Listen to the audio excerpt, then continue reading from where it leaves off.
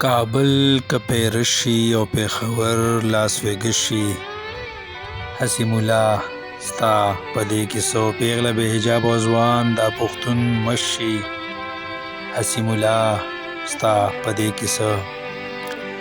او سیکولریزم هوا راشي او انتها پسندۍ پوکڼۍ ډز شي، هسې ملا ستا په دې کیسه. او خریلی مې امام او پیر مې دغه کس شي، هسې ملا ستا په دې کیسه. د تحقیق سفر روان وي او یونیورسټۍ د 15 شي، هسې ملا ستا په دې کیسه.